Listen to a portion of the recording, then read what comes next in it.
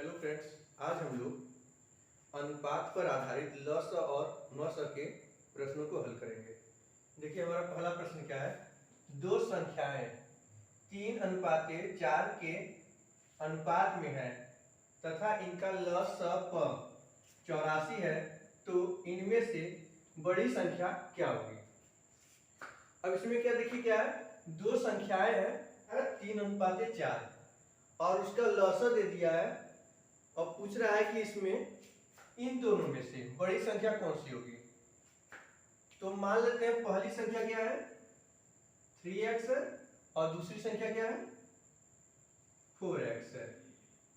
ठीक, पहली संख्या 3x, दूसरी संख्या 4x। अब जब इन दोनों का मल्टीप्लाई करेंगे तो क्या आ जाएगा, यहाँ पे फॉर्मूला क्या होता है ल स गुणे म स। तो ल स कितना है 84, लेकिन म स क्या है इसका, म स हमें नहीं पता है। लेकिन देखिए म स होता क्या है, डायरेक्ट कॉन्सेप्ट को समझते हैं। दोनों संख्याओं में जो कॉमन फैक्टर होगा, जो सबसे बड़ा कॉमन फैक्टर होगा वही क्या होगा, दोनों संख्याओं का म स होगा। तो सबसे बड़ा कॉमन फैक्टर क्या आएगा, ये जो x है यही तो क्या है दोनों में कॉमन है, क्योंकि इसमें भी x है इसमें भी x है। तो यही x क्या है यहाँ पे हमारा म स है। तो इसको केवल सॉल्व कर लेते हैं।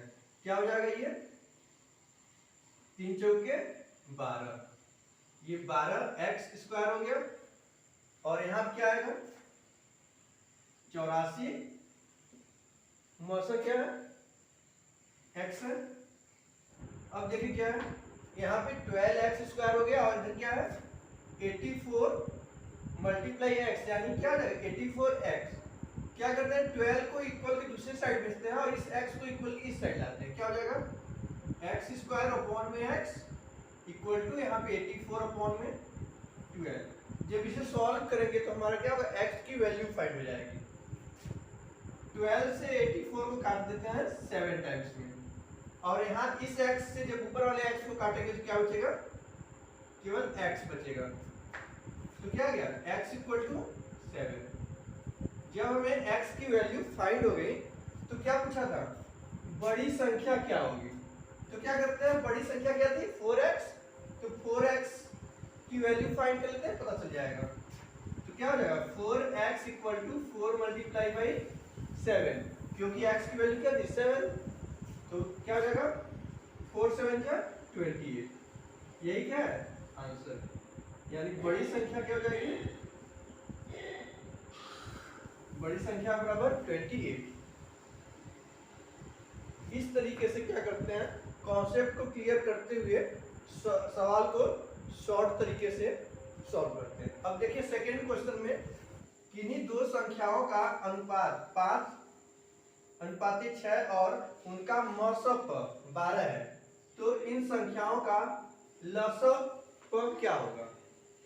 यानी कि यहाँ पे दे दिया है HCF 12 और यहाँ पे LCM जो है पता करना है। मान लेते हैं पहली संख्या क्या है 5x और दूसरी संख्या क्या है 6x। अब देखिए क्या है, पहली संख्या और दूसरी संख्या का जो फैक्टर है क्या है, दोनों में x ही दिया है, और जो सबसे बड़ा कॉमन फैक्टर होता है वही क्या होता है, दोनों संख्याओं का HCF यानी म स प होता है। तो हमें तो क्या दिया है कि x दोनों में क्या है कॉमन है, और इसमें हमको म स क्वेश्चन से ही पता है कि म स क्या है 12 है, यानी हम समझ सकते हैं कि जो x की वैल्यू है वो क्या है 12 है। तो यहाँ लिख लेते हैं 5 मल्टीप्लाई बाई 12 और यहाँ लिख लेते हैं 6 मल्टीप्लाई बाई 12। अब क्या है, जब 5 और 12 का मल्टीप्लाई करें कितना आ जाएगा, दोनों का जब मल्टीप्लाई करते हैं तो हमें मिलेगा 16, और इन दोनों का जब मल्टीप्लाई करेंगे तो क्या मिलेगा 72। अब देखिए क्या है, पहली संख्या और दूसरी संख्या का जो गुणनफल होता है वो क्या होता है एलसीएम और एचसीएफ के गुणनफल के बराबर होता है। तो हम ऐसे समझ सकते हैं कि 60 multiply by 72 equal to LCM। अब क्या है, मल्टीप्लाई बाई इसका HCF। अब हमें क्वेश्चन के अकॉर्डिंग ही पता है कि 60 multiply by 72 equal to LCM। अब देखिए HCF यहां दिया है, जब इक्वल की इस साइड में लाएंगे तो क्या होगा, पहले यहां पे हम क्या करते हैं HCF भी लिख लेते हैं। HCF कितना दिया है 12। अब इसे सॉल्व करते हैं। 60 multiply by 72 equal to LCM upon में HCF। अब इसको सॉल्व करते कितना आ जाएगा, 12 से 60 को काट देते हैं कितनी बार में, 5 टाइम्स में। अब 5 को क्या करते हैं 72 से मल्टीप्लाई कर देते हैं, क्या आ जाएगा 5 2 जा, फिर 5 7 जा 35 प्लस 1 36। ये क्या हो गया LCM। LCM को तो क्या हो गया 360। ये क्या है हमारा आंसर। इस तरीके से अनुपात पर आधारित LCM और HCF के प्रश्नों को सॉल्व करते हैं। अब आते हैं हम अपने अगले क्वेश्चन की तरफ।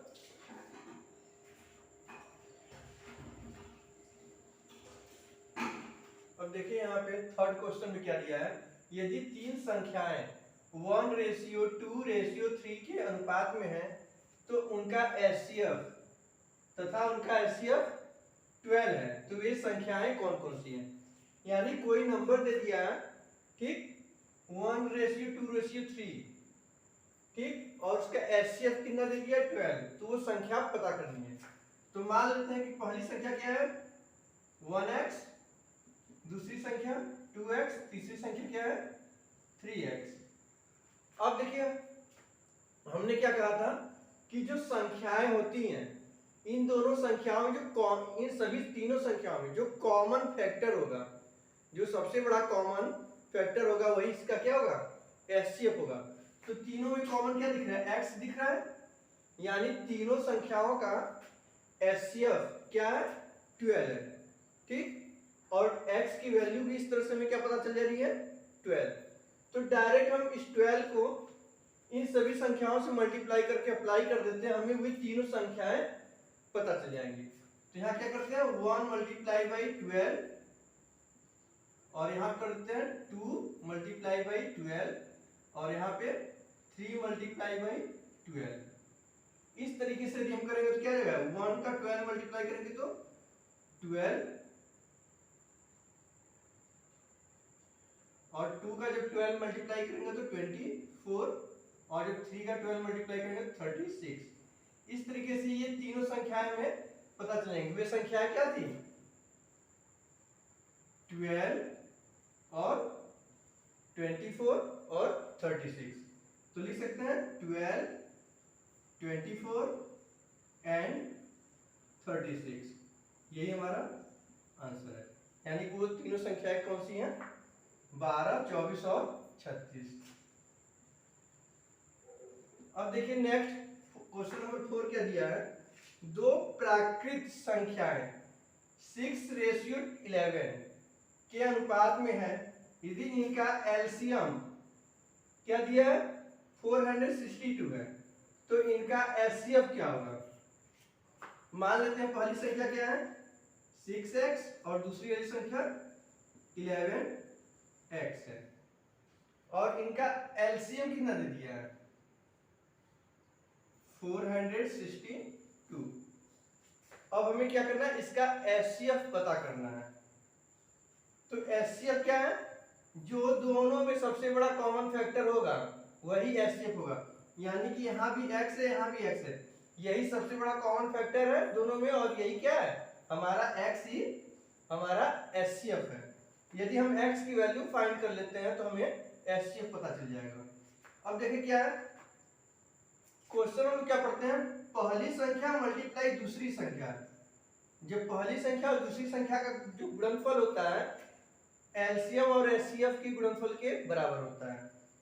तो क्या करते हैं इसमें से हम 6x और 11x का मल्टीप्लाई करते हैं, क्या आ जाएगा 66x²। इक्वल टू, यहाँ क्या था, एलसीएम मल्टीप्लाई एचसीएफ, एचसीएफ तो हमें पता नहीं है, एक्ससीएफ को क्या मान लेते हैं, एक्स ही मानेंगे। तो क्या हो जाएगा 462 मल्टीप्लाई बाई एक्स।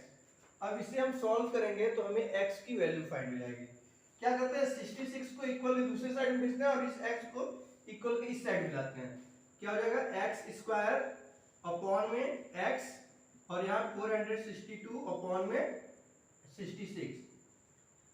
अब इसे सॉल्व करते हैं, इस x से ऊपर वाला x कटेगा, क्या बचेगा, केवल x बचेगा, क्योंकि 2x से जब कट जाएंगे तो एक ही x बचेगा।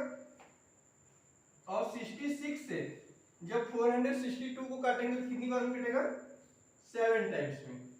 तो यहाँ पे हमें x की वैल्यू मिल जा रही है 7, और यही जो x की वैल्यू जो 7 है, यही हमारा क्या है, एचसीएफ है, और यही एचसीएफ हमारा क्या है, आंसर है। तो आई होप कि इस तरीके से यदि आप कॉन्सेप्ट क्लियर कर लेंगे तो आपको काफी अच्छे तरीके से क्वेश्चन को काफी कम समय में सॉल्व करना आसानी से आ जाएगा। सो प्लीज चैनल को लाइक, सब्सक्राइब और शेयर जरूर करें ताकि आगे आने वाले वीडियो की नोटिफिकेशन आपको मिलती रहे। Thank you.